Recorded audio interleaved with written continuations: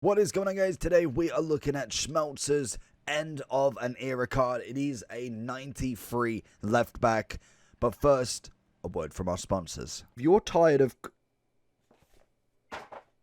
coming up against teams that want to rip your hair out every single day, make sure you check u7buy.com for the most reliable and cheapest coins on the market. And at checkout, make sure you hit that JT11 for 5% off your order, and hopefully you have a good day. So in today's video, we're going to be looking at this absolute masterclass of a left back, and he has been through everything. He has got a 93 upgraded card now, and honestly, he looks fantastic. Great pace, good dribbling, defending and physicals on point, as well as a good amount of passing. This card genuinely looks decent, to be honest. He is a three-star, and I think back in the day, I think he's had one team of the season through FIFA, and that was an 85 left back. So he's been done very nicely with this one. Again, another end of an era card, which is always fantastic. He is left-footed 5'11 with a medium high rated, and he's got team player on his traits. Acceleration, sprint speed, both at 95, great physicals, and also defending. In terms of the chemistry style, people are looking at that anchor more than anything, and it does turn him into a 97 left back. We'll have a look at the end of the video to see if that does change. At the moment, that has got 20 votes and is 70% of the choosing. So to start with, that is what we're going to go with. We are going to be using him in the Ultimate Cup and hopefully get a bit of overlap on him. He looks like he's got the ability on him. The dribbling looks fantastic. He's got very good passing. He looks a very nice upgraded card and for relatively cheap. So let's jump into Schmelzer and see, is he worth it? Also going to be the first here to see if anybody... No, he's going to keep going away from him. Very, very good option. Obviously, again, like most left backs nowadays, a lot of pace. And he's got a big partner in Theo here. Gets it down the line. Nearly gets it, to be honest. That's not a bad little start. I want to make sure that I'm not running him out of position too much, just because we do need to make sure he's sticking into that left back role. Schmelzer again with the interception, but doesn't manage to hold on to the ball there. We are going to get it back there, looking for that overlap. Fabregas doing an absolute service here, looking for the Mbappe, but I don't know what quite happened to that ball. Finds Di Maria in, and Lafont with a beautiful save. Stops Di Maria at the last minute. At this moment in time, he's coming in at 130k, which is absolutely fantastic. You definitely want to be seeing that. That's going to be a cracking ball, that is, though. That's unfortunate.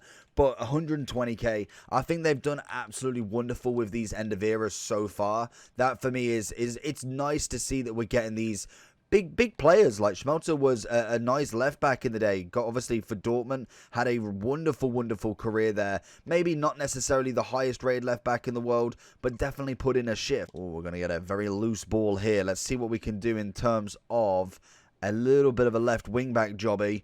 See if we can just push him up just to see what that crossing's all about.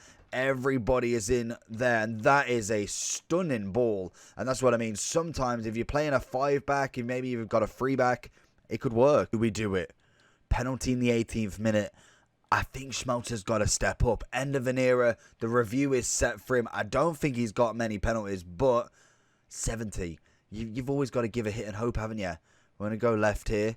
It's not the greatest, but Schmelzer buries it for us, and probably the only goal in the review. Schmelzer on the overlap here. Doesn't manage to get it, but Klaus has given it for us. Going to try and run away from everybody. See if we can get that big throw in. Lovely stuff into R9. We want Schmelzer back here. Whip a ball in. He's got a wonderful left foot, and again, he's testing that, and that's very nice to see straight off the bat. Pressure is being put on as we can see. Doesn't manage to win it there, though. Schmelzer again looking for that overlap if he can.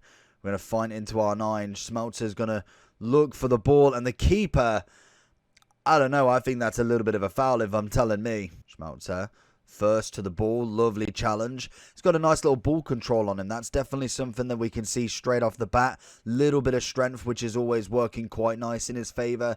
Again, he's not necessarily the tallest left back in the world, which is, again, sometimes a good thing. You definitely need sometimes them smaller, agile players to be able to kind of make the cog work in the team, really. Schmelzer again, still coming in at 122. I think most definitely Anybody that's 93 rated and very easily to craft is definitely worth 122, and that is a stunning ball. Theo is so close to getting Mbappe in there, but that passing is absolute elite level, so that's very nice to see from him. I only see Roberto Carlos normally doing that. Keeper's kind of out of net. Lafont makes that recovery, which is very, very nice indeed. Schmelzer's got a little bit to do here with Beauregard, I think it is, on the right-hand side at the moment for him. Schmelzer with an overlap, maybe. Want that overlap indeed. The only thing that really is a little bit annoying about Schmelzer is the fact that I believe there is a end of an era Marcelo coming very, very soon. I know that one. I don't know if it's been officially leaked, but I think it's a pretty obvious one with him obviously leaving Real Madrid as this final UCL win. I just think that card's going to be absolutely cracked, and I cannot wait to give him a go. The only thing that kind of is a saving grace for Schmelzer is you probably want him more in the midfield more than anything. Schmelzer tries to pull it back, but doesn't manage to do enough there, though. Big header. Good away from Schmelzer there. And away. Oh, Schmelzer, just imagine. Literally inches away from Messi there, but it's lucky that he is offside. Manages to get the ball into Theo here. We can see a big cross coming along for Theo, and Mbappe makes it 5, and that should see the game out nicely for us. Oh my, R9, stop that. Schmelzer wants that dying chance.